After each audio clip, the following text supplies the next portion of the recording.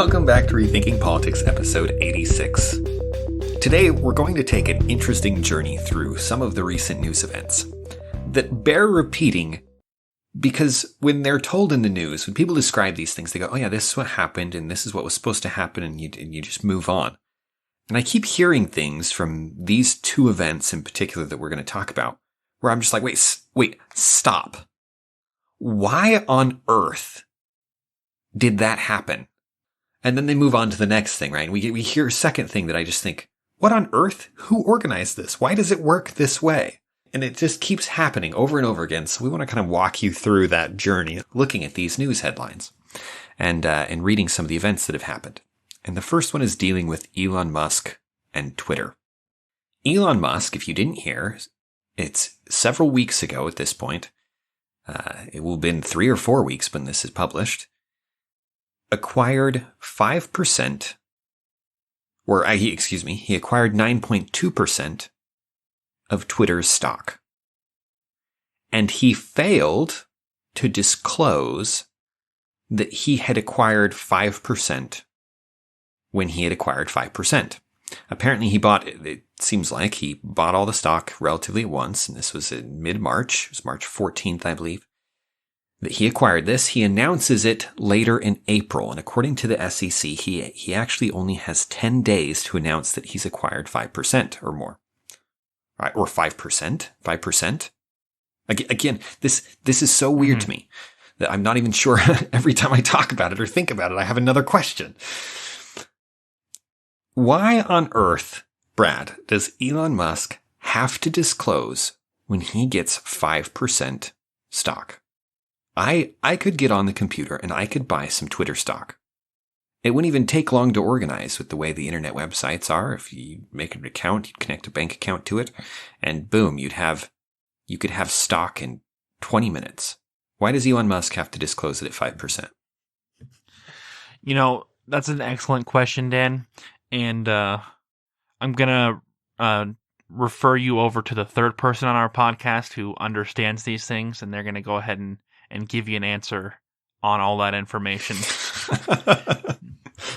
because I don't understand. I don't understand. I mean, we talk about stock and we talk about companies and we talk about all of these logistical things. And we've talked about it so often, and I don't mean us in this podcast, but I mean we as people talk about these things like they're normal, and so we just get used to it, but we don't actually think about the organizational structure that we're looking at. You know what I mean? And this Elon Musk. Oh, these are the rules? Yeah, okay. Exactly. These are the rules, and he broke the rules. But why is that rule there is unclear. And as we're looking into this, they talk about how, well, the problem is that he didn't disclose it right away. He waited a couple of weeks, which doesn't seem like a big deal. You're like, 10 days, 3 weeks, what's the difference in terms of disclosing it? He did disclose it. It's not like he stole money from anyone. And people say, well, the problem is that 4% of stock he acquired after the 5% should have gone up in price because people knew that he was buying up stock. And I'm like, wait, what? You're saying that he doesn't have the right to purchase stock at the current market rate. It needs to be inflated when people have the knowledge that he's going to buy up the stock. And the argument, of course, is that, well, people should know what he knows, that he's buying up stock, and therefore they can adjust their prices accordingly. But there's no clear argument that that's the case. It's kind of like how you have public companies and you have the people who run and own the companies who are in charge of it. And they are very limited and restricted rules about when they can buy and sell their own stock for their own company because of their insider knowledge. And if they're not careful, they can get accused of insider trading. And I'm like, well, of course it's insider trading. They run the company. They're going to know what's going on and are going to have an advantage in terms of buying and selling stock. There's no way to get around that. And the SEC says, well, as long as they jump through this hoop and this hoop, it's totally legitimate. And if they don't, then now all of a sudden it's stealing. You know what I mean? It just seems incredibly arbitrary. And the whole process is incredibly arbitrary. Okay, so that's event one.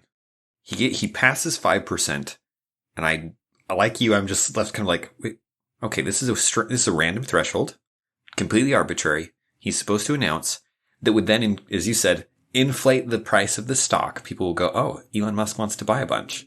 Well, I'll increase my selling price, right? The value of the stock will go up, and Elon will then have to pay more for each share beyond that.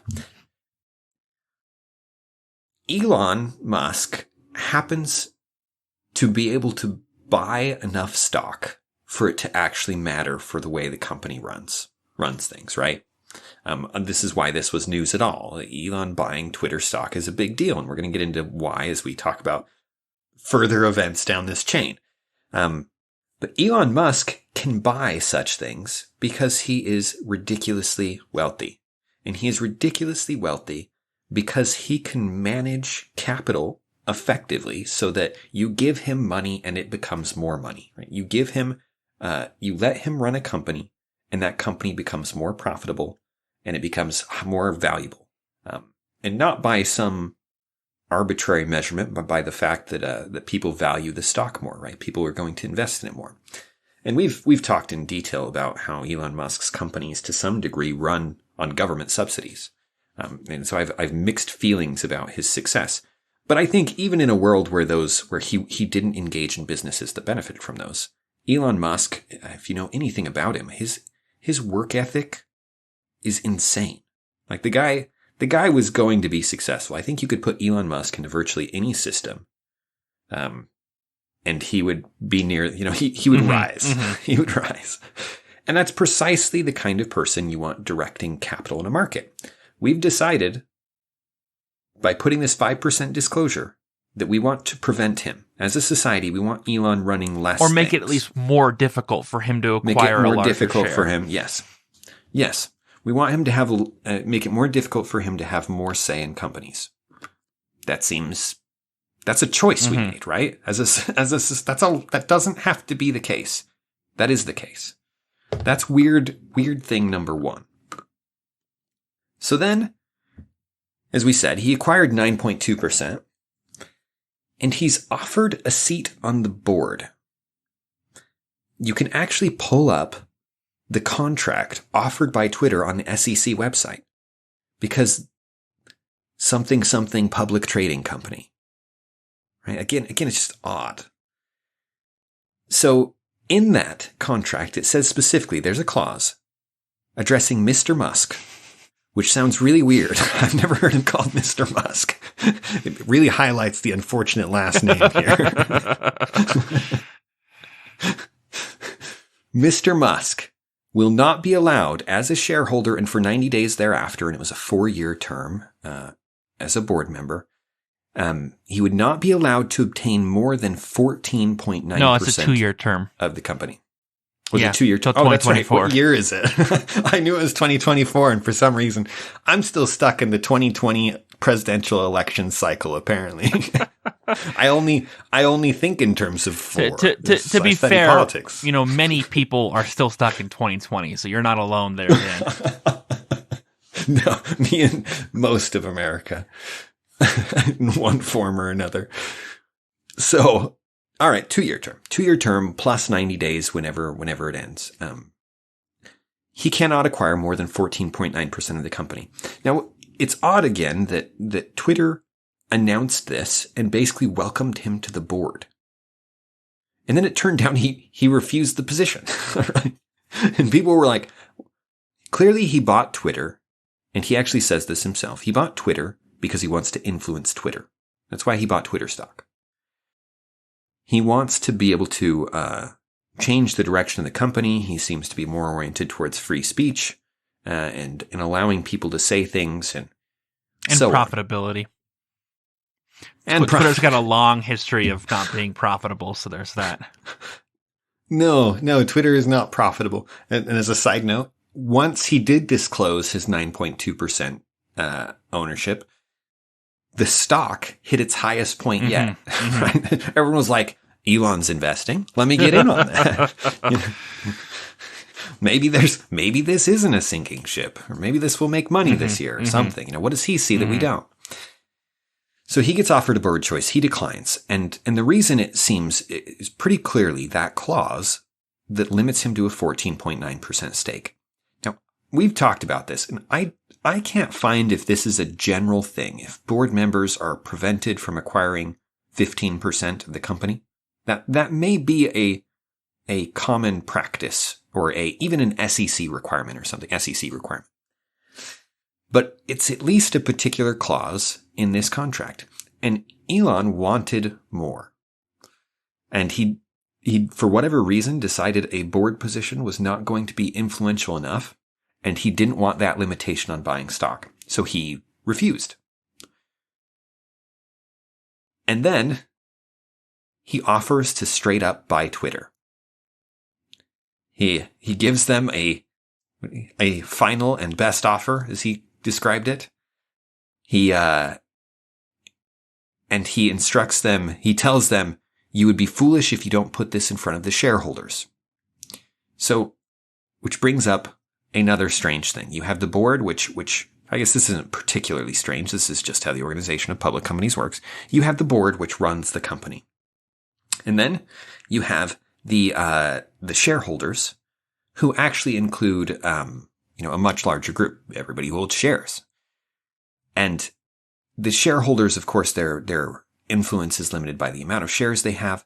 But the point is that a board is supposed to represent the shareholders and make wise financial decisions that increase the profitability on behalf of the shareholders. Where this is a straight up buyout, is what he was proposing. The idea was the shareholders can directly make that choice. And there's no reason not to have them make it. Why have the board make a decision about the value of the decisions about what would make the stock valuable when you have a direct appraisal from Elon saying, I think it's worth this much, or I'm at least offering this much. Take it or leave it. The board does not put it in front of the shareholders. They refuse the offer. And a variety of other interests. Elon Musk was the largest single shareholder when he got to 9.2%. There were others that were around 1% and 2%, and they were generally large conglomerates like BlackRock. Those groups then bought more, seemingly to kind of box Elon out and to maybe further inflate the price a little bit to make it harder for him, disincentivize him from getting more, or limit him from acquiring a certain amount. Because if he gets 51%, he straight up can start deciding what the company does. He becomes the majority holder, and he can, at that point, direct things. Twitter then recently, just a day or two before, announced, what's it called, a poison pill, Brad? What's the poison pill? So the poison pill is really weird, but so is all of this. So what's new? The poison pill has gone into effect, will last a year, and is triggered if any one person or company owns 15% or more of Twitter. And as soon as they do that, as soon as they reach the 15% threshold, the Twitter will start offering discounted stocks up to 1 share for each share each person currently owns, besides the person who owns 15%, at about half the normal rate. In other words, if you own 3% of the company, you can purchase an additional, the equivalent number of shares that you currently own for half the price in order to increase the number of shares not owned by the person trying to take over the company in order to stop them from purchasing the company. And these are newly created shares, which is really weird. Because they'll basically flood the market with discounted shares in order to stop him from acquiring 51%. Because then in order to acquire 51%, and he can't get any discounted shares once he reaches that 15%, he now has to acquire at full price, twice as many shares as he was going to have to acquire before. What's crazy about this is poison pill. The poison is for the company. You want to deflate the value of all of your shares? double the number, or however many they would end up doing with this. Yeah. It sounds like it gives them an offer and people can take it or leave it, but it would theoretically the you could shares. double the number of shares or close to it besides the 15%. Yes. Which is a kind of like, you want to take over this group? What if I shoot this group in the head? Kind of like, it's odd. It's odd. But thus it is. I guess if you really don't want someone to take it over. And this is not a standing thing. This is something they said, for now, temporarily for a year, was it? If this happens, then we will do this. If someone reaches this condition, we will trigger this. And the purpose of that is to stop him from doing a hostile takeover, because it doesn't apply to any deal he makes with the board. So if the board agrees to have him buy the company, the poison pill doesn't go into effect. So the purpose of the poison pill is to stop him from taking it over without the board's consent. So it's to protect the board. Not necessarily and it's kind of like a stop at all costs. Exactly. Yeah. Presumably, if that happened and people buy those, they then have more shares than they want. They'd sell them off and different things. It would be a serious hit to the value of Twitter stock value, and may even decrease, the total value overall. It is not a shareholder's first choice, but the board is willing to defend its position at all costs here. So anyway, this is also strange to me. It's like we talk about. Remember when we talked about the Robinhood thing with GameStop and the shorting of the market and stuff. There are moments where the veil of what is happening in corporate America and how stocks work and the trading, where it rips a little bit, right? You get to see into the inside and the guts and go, what the heck is happening here? Right? What is this? And this is some kind of semi takeover. He's at least threatening it. And there's these weird, we're getting a view of how some of the board stuff works and some of the arbitrary SEC rules and some of these other things. And it's something of a mess. Now, this story with Twitter and Elon are far from over. Mr. Musk, far from over. We'll see what happens. And I am curious if Elon will push it further. He has money that he can throw around if he chooses to. Now, it's not just money sitting around in a box, as we've talked about before. He is not sitting on a stack of billions of dollars that he can throw at this. To invest significantly in Twitter and to carry out his offer that he'd offered them to pay for some like 43 billion, billions. It was like, it was crazy amount of money to buy out Twitter. To do that, he would have to sell stock in his other companies. Which can devalue his own company, so that's a dangerous game. Right.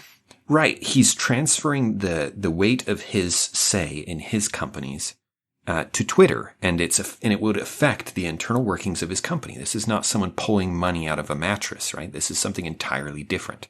I'm trading my influence here for my influence there. I think it's more valuable here in Twitter for seemingly idealist reasons rather than some kind of business investment, though I think maybe he could make it profitable. But that's besides the point. He stated openly that's not what's driving him. It's not money making. It's that he thinks Twitter has gone too far. But we'll continue to monitor that and see what its conclusion is. But in the meantime, it's just interesting to look at the way this works in the SEC and the percentage of it, and there's so many. I have so many questions about public companies versus private companies and how they work and why they work that way, and how counterintuitive it is. Yeah, the rules are often arbitrary, and clearly so. The second thing we want to talk about is Amazon and the recent push towards unionization. Now, there have been several places that have been, several Amazon warehouses that have been on the verge of unionization. They've had votes. And there's a process that you go through with the NLRB, the National Labor Relations Board, in order to get to the point where you can have a formal vote, if you win, where all the workers vote that in that location, where if they win, the union wins, then there is a union established. And we were reading the news about this, and I'm reading about how one happened first in Alabama and they lost. And then there was one in Staten Island, New York, where the I say they lost as if there's only one group, can be, where the people attempting to unionize lost, and then in Staten Island they won, and then there have been following votes and several other places. It's kicked off as it's gotten attention. It's become something of a fad, and people are organizing and pushing towards this again. And the first thing here that strikes me, just like the 5% seemed random there, but this one seems much more. This is a much bigger deal. The arbitrary rules from government agencies it is what it is. It's very common. But what struck me about it was there was a vote to unionize. Did that just, why on earth is there a vote? If that doesn't strike you as weird, then you're not thinking, then clearly we're not on the same page here. I feel like everyone should be like, stop. There's a vote. Everyone listening is like, of course there's a vote. That's how unions work. Everyone knows that. Yeah, that's how you decide. The company tries to quell the vote. The company tries to intimidate the union. The scrappy union fighting for the little guys makes the vote happen, and then all your wildest dreams come true. If you can just let the vote happen and all the workers get a chance to vote for the union. And they're not intimidated, they're not scared or loved into, we were reading articles about, we were talking about the tactics that a company uses to dissuade people from unionizing, and they use both scare tactics and love tactics. And I've just never heard that term used. Okay, so why is there a vote, Brad? The short answer is because of the National Labor and Relations Act of 1935, which fundamentally changed the way that unions work. Because the idea behind unions is that it allows for workers to organize into a group to then collectively bargain with a company. In other words, there are 10 of us here working at, let's say, a warehouse. Instead of each of us negotiating our wages and conditions with the company individually, we all get together and say, from now on, if you want to talk to us about our wages and compensation and these benefits, you have to talk to us as a group and agree on something for all of us. And that's the idea behind unions, is relatively a simple one. And there were unions prior to the National Labor and Relations Act in 1935. You had unions who organized strikes and things like that. But the National Labor Relations Act fundamentally shifted how unions worked because now they had government protection. And how everyone perceives that today is, okay, well, that means now the National Labor Relations Act stops companies from attacking those unions, from using scare tactics, all those things we talked about. That's actually not what the NLRA does. It actually grants special privileges to unions above just protecting them from intimidation. So if you want to form a union, instead of just organizing, instead of just banding together with people who are also interested, what you do is you get signatures or union cards from at least 30% of the organization's employees, and you give those to the NLRB, which is the National Labor Relations Board that was created by the NLRA. You gotta love the acronyms. And then the NLRB actually comes in and conducts an official vote for that business. And if you get 51% of the vote, your union, then your union has the exclusive right to represent that body of workers. So in the case of this Amazon warehouse in New York, they got, some majority, around 60% of the vote, which means around 60% of the workers said they want to join the union and 40% said no. And now, assuming that vote is confirmed by the NLRA and goes into effect, what that means is that this new union will represent 100% of the workers at this Staten Island warehouse. Not 60%, not just the ones who wanted to join, but everyone. And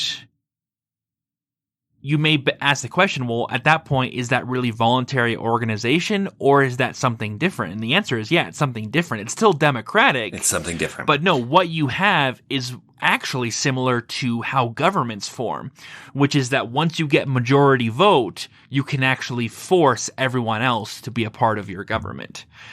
And yes, that's how the union works. It's not collective bargaining for those who are interested in joining the union. It's collective bargaining for everyone, regardless of the interest.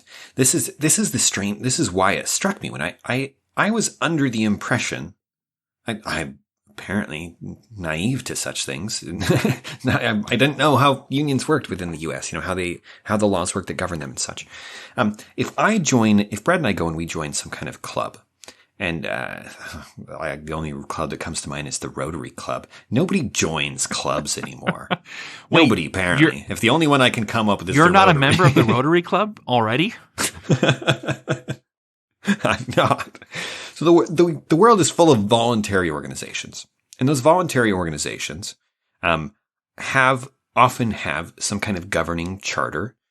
And usually that charter operates through some kind of form of Robert's Rules of Order. You go and there's a chairperson and there's some kind of organizational structure or some hierarchy, and things are proposed and votes happen, and that's how it functions. Now, it's completely voluntary, and it functions in a democratic manner, right? It has parliamentary procedures. And these parliamentary procedures are actually very effective for these kind of things. Robert's Rules and such, and is it Masons, that it's kind of a spin-off on it that I like better. These are really effective ways for having equal people who are equal in station. You don't have some authority over me. I'm here because I feel like it. And as such, we have to negotiate everything, and we're not going to get complete agreement, but we have to do something, and so you settle for majority rule, and you have these rules to organize it, and so on. The trick is, I can leave, and no one compels me to attend this voluntary organization. This voluntary organization is fundamentally different from the unions Brad was just describing. They look similar. They are not. There is an absolutely crucial moral component that is different. One of them is you're forced to be a member. One of them is you're not. And that is not a minor thing. That changes everything. It's the difference between government and your local church. Right? Government and your local chess club. Government and your local business. The difference between voluntary and compulsory is not small. It's all the difference in the world. It's the difference between someone who tries to persuade you to go to a party and someone who kidnaps you, right? This is a massive moral difference. And that's why the voting, when we saw wait, they just have to get 51% of the vote to form a union that represents all of them. Okay, who pays for this union? Who's paying for this union? It represents all of them. Even if you voted against it. This is compulsory. This is the force of government. And this is where it gets a little bit shady. And this is where some of the states... So how it works is there have been amendments to the NLRA since it's been enacted. The most significant one was the Hartlett-Taft Act, and I may have gotten that wrong, but something like that. That passed in 1947, which shifted things a little bit and allowed some tweaks to how it's set up. So it's still very similar, but now it allows the existence of right-to-work states, and we'll talk about those a little bit more. But before even getting into right-to-work states, what you have for those employees who don't want to be in the union, and correct me if I'm wrong, Dan, but they still have to pay a portion of those dues. So yes. So under that amendment, you don't have to be in the union. If you work at that Amazon warehouse in New York, which is not a right to work state, if you choose not to join that union, then you still have to pay a portion of the dues, and you're still represented by that union, but you don't pay all the dues and enjoy all the benefits that are unrelated to representation. Because there are other benefits that unions have depending on the union that they offer to their members, and you're not a part of that, but you're still part of the compulsory representation and are still have compulsory fees. Yeah, the idea is you're getting the benefits, so you have to pay for this. Which is why it resembles government in that way. That's right. This is all. Your taxes are not optional. Yeah.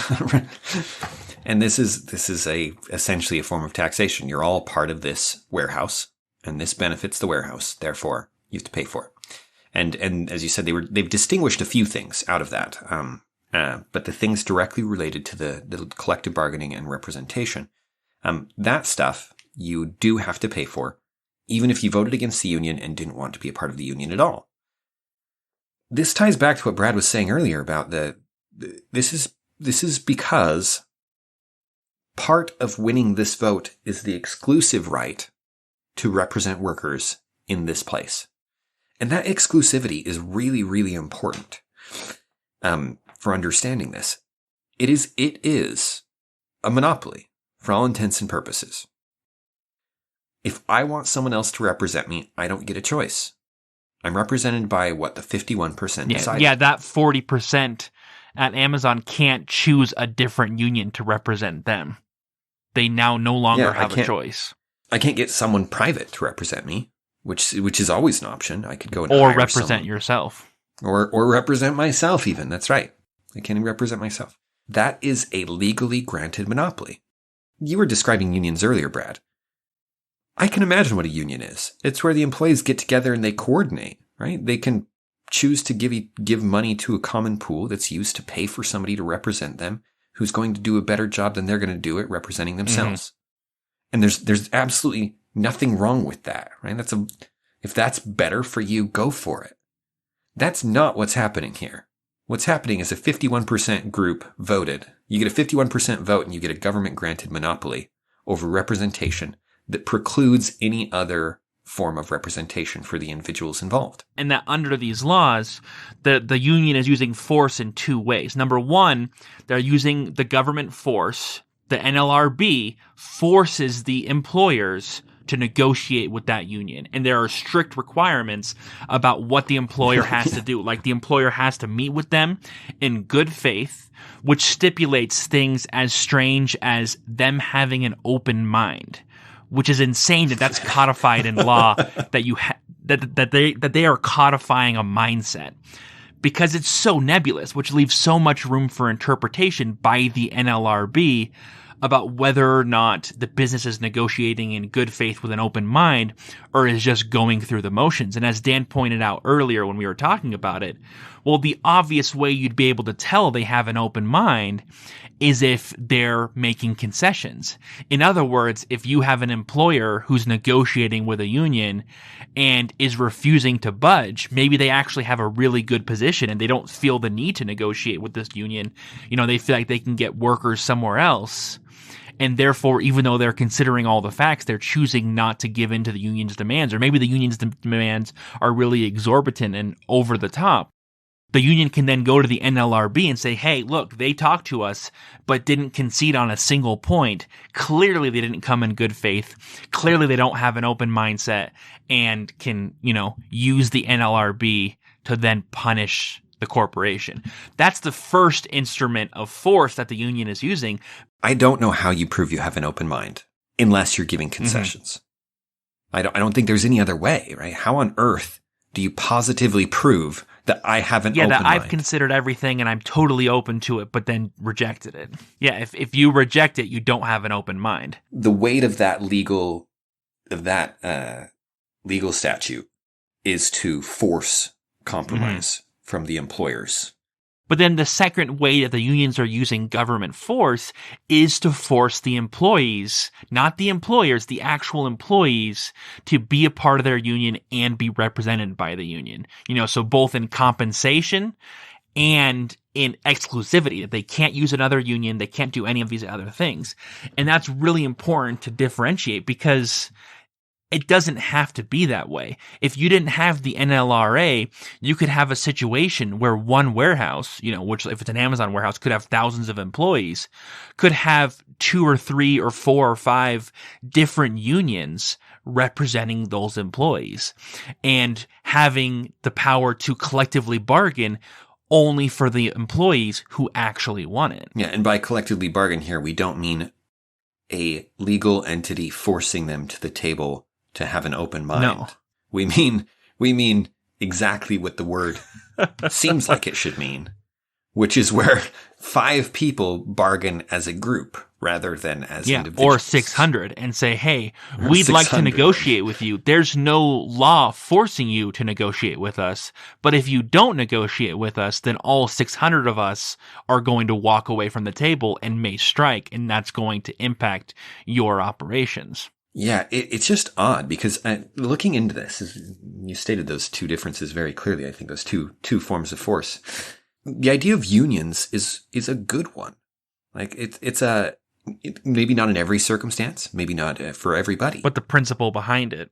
But the principle behind it is intuitive and makes sense and useful and it's interesting that we live in a world where the 2 parties, you have a pro-union party and an anti-union party, right? And I think most of that confusion comes about because unions are not just the idea that people should organize, workers should organize and bargain as a unit.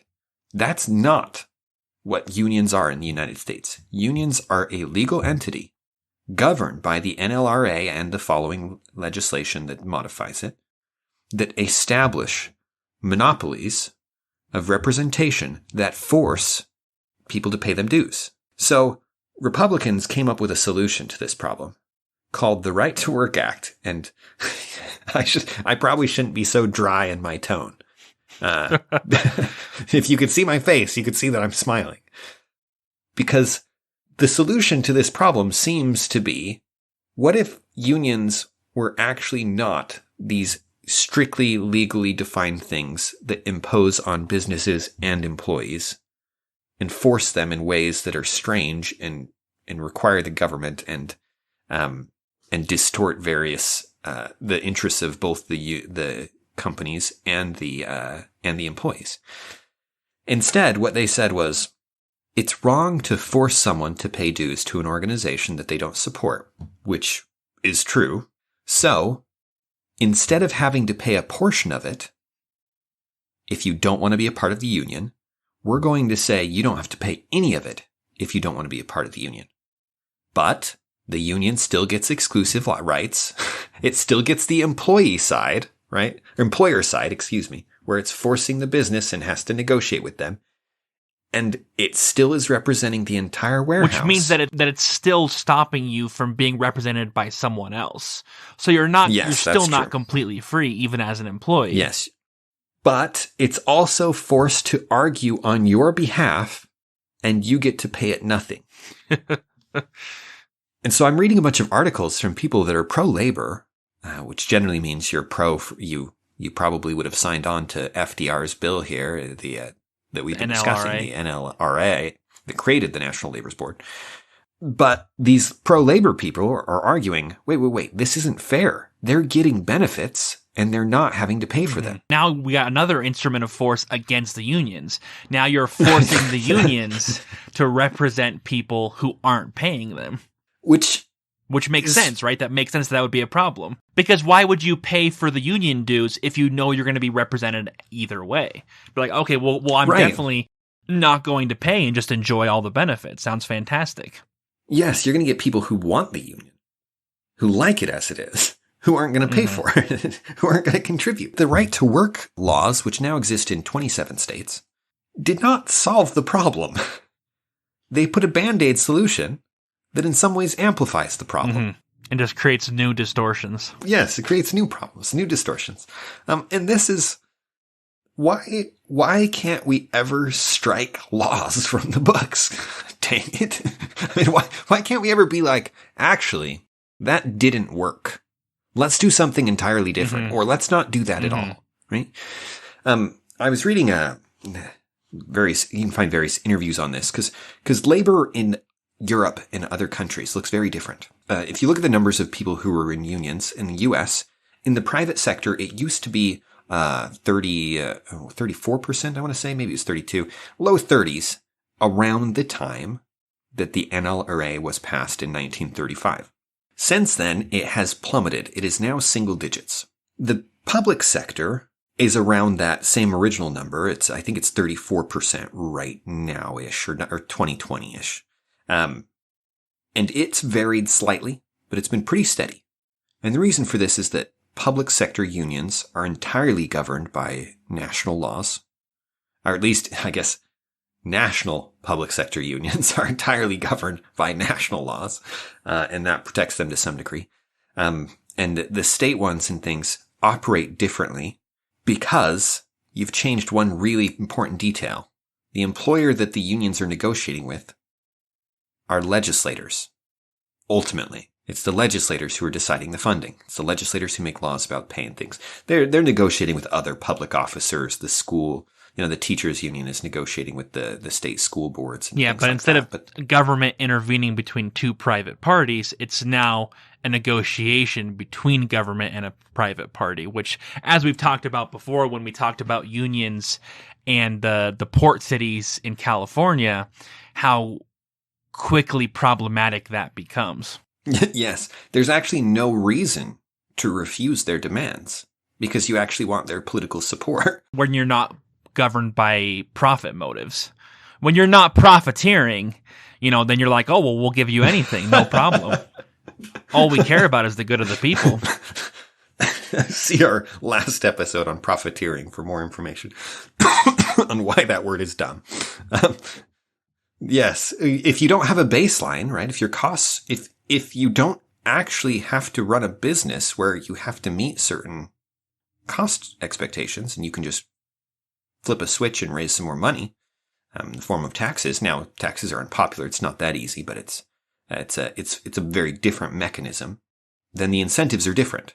But in the private sector, unions have been getting wrecked in the United States. They've been, as I said, 27 states have the right to work laws, but even that doesn't explain how you would go from 30+% down to single digits, or why it's so hard for people to do this. And I really think it's time for a rethinking of the labor laws as they are in the books, because as they are, you're not getting unions, which is ironic because it's meant to empower unions. And the result has actually been that you're getting less and less unions across time. So if you're pro-labor, that's something seriously worth thinking about of why it has to be done in this way, and whether this is something to keep fighting for. Yeah, I mean, there are some legitimate questions here, some legitimate concerns. I mean, there are quite a few of them. I mean, my first question is why did so many Amazon workers vote against this union? You know what I mean? The argument made by the unions every time is that, oh, well, it's intimidation and blah, blah, blah. And it's like... Yes. They don't know what's good for them. Yeah, exactly. Ultimately, they don't know what's good for them. But I don't believe that. I believe that especially when the unions made serious efforts, like in this New York case, to explain what they're proposing, and Amazon's making serious efforts on the other hand, that these workers have a fairly good idea of what they're getting in this vote. And the vote's being regulated by the NLRB, so they actually have a free opportunity to vote. It's anonymous. No, Amazon's not going to know what they did. I think they're going... And can't retaliate. They can't retaliate. I think these people, at least... You have to give me that at least a significant number of those several thousand who voted against the union actually had a reason. And so the question is what are these reasons? And because the argument has always been that unions are universally appreciated by the employees. You know what I mean? And clearly that's not the case. 75% of the United States in a poll said that Amazon warehouses should unionize. The Amazon workers should unionize in these warehouses. That is an alarming popularity. Yeah, and that's how unions always go, is that in general, people always say we prefer unions. They're pro-union. But when there's actually a vote, they're much closer to being on the fence about it. And that tells you something, that when actually push comes to shove, unions aren't always the universal good. And I think part of that is because unions have become bloated. I mean, one of the things people are talking about with this New York union is that it's a new up-and-coming union. It's not one of these large existing union companies.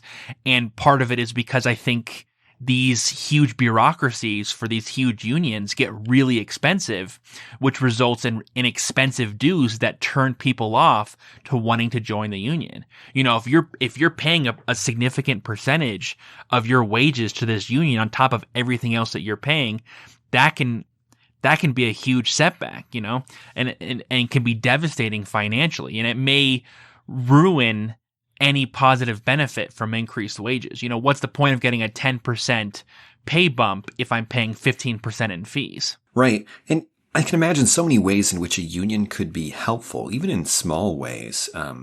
If they were, you know, narrowly tailored, and if they were much more free to organize, change how they organize and how they function. As it is, there is one legally recognized union, type of union. And it's, and that, I think that has done a serious disservice to the organization of labor. Ironically enough, that by passing what was probably considered incredible legislation at the time to protect workers' rights, was how they would have framed it, right? We're guaranteeing workers the rights to unionize.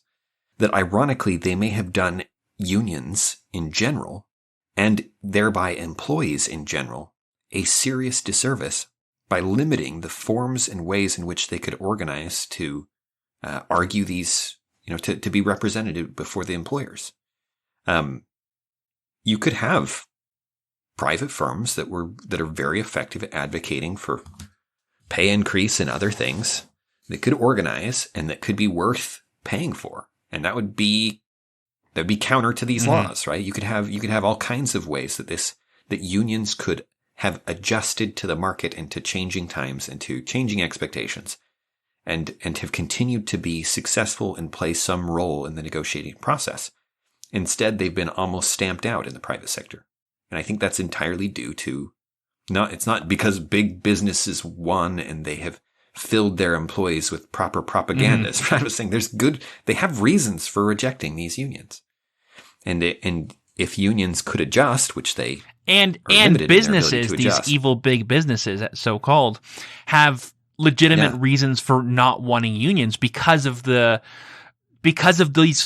arbitrary rules that are pro-union as set up by the NLRA. Things like having these forced negotiations where they have to have an open mind or they can get in trouble. You know what I mean? Yes. Who would volunteer for that? Yeah, exactly. What kind of business is like, you know what we need? When we discuss your pay, we need a third party over there watching me and telling me if my mind is open enough. I think that would really help. And I mean, and that's the point that you know, socialists and pro-labor people will make. They'll be like, no, you gotta force them. Otherwise they won't negotiate. But I really think that you could find creative solutions to these problems if such solutions were, if we could get outside of the box of this legislation that is almost 100 years old. It's been modified since then, but the basic ideas were encapsulated in it generations ago and have been just rotting ever since. You know, it's these kind of things, when you need, for the same reason, a business that was established 70 years ago, if it didn't change and adapt, would be dead.